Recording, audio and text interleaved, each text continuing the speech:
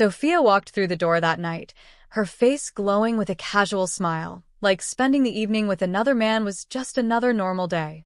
But I didn't return that smile.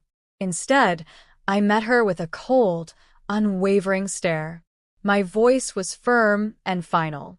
"You have 10 minutes to sign the divorce papers and leave my house," I said.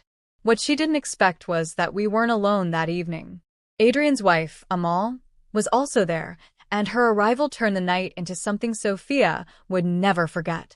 When I first met Sophia, I believed we had something real.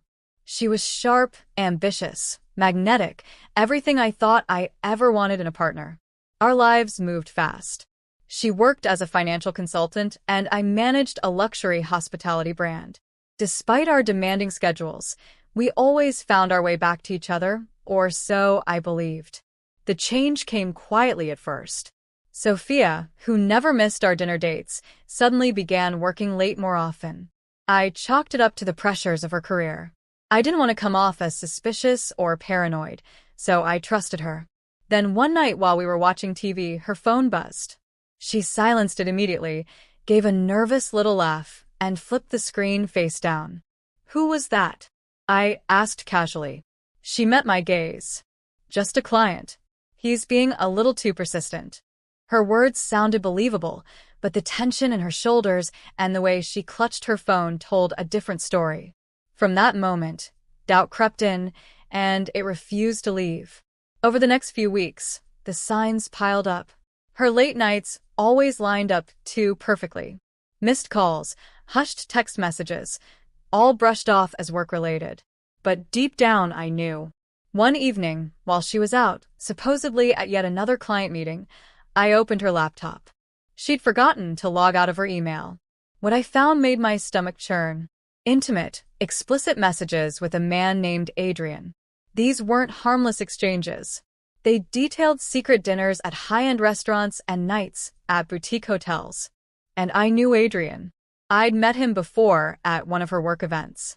The way they laughed a little too loudly together, stood a little too close, it all clicked now. But I didn't confront her right away. Words on a screen weren't enough. I hired a private investigator. Within weeks, he delivered everything: photos, timestamps, videos, receipts. Her betrayal was undeniable. But what hit even harder was learning that Adrian's wife, Amal, had no idea what was going on. I sent her an anonymous package with all the evidence. Inside, I added a note. "You deserve to know. If you want to talk, call me." It didn't take long. Amal reached out. She was devastated but composed. We met at a quiet cafe and laid everything on the table. The deceit, the humiliation, the pain. Her voice trembled, but her resolve was solid. "I'm going to confront him," she said. But I wanted to hurt. That fire in her eyes sparked something in me. "Then let's do it together," I replied. "Let's make sure they remember this for the rest of their lives." She gave a slow nod, a faint smile forming. "I like your style." For weeks, we planned every detail carefully.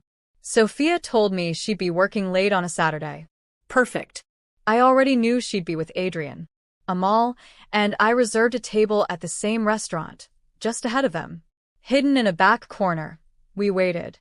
Soon they arrived hand in hand.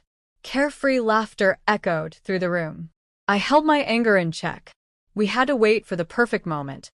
When their entrees arrived, Amal and I rose and walked to their table. The second they saw us, their faces went pale. Silence swallowed the room. "Sophia," I said flatly, "you forgot to mention you'd be dining with Adrian tonight." "And you, Adrian," Amal added coldly, "seem to have had quite a full schedule." Sophia's face flushed with panic. "Jacob, please. I can explain." "You'll have time." I cut her off, placing a folder in front of her. "These are divorce papers. You have 10 minutes to sign. After that, you're out of my house."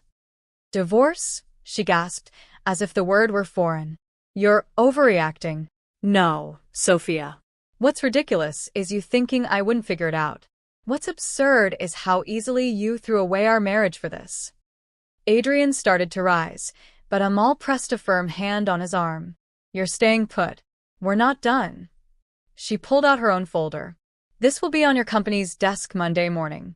Let's see how they react to their CFO misusing corporate funds to wine and dine his mistress. Adrian's face drained of all color. You wouldn't. Oh, I already have, Amal said coldly. Sophia left that night with nothing but her handbag. By morning, the locks were changed, and her belongings were delivered to her parents' house. She tried everything, calls, texts, even showing up at my job, but I never responded. The divorce went through quickly. She walked away with far less than she had expected. As for Adrian, his fall was even more brutal. Amal followed through with her promise. He was fired, and news of the affair spread like wildfire. She divorced him not long after. Last I heard, he was living alone in a rundown apartment.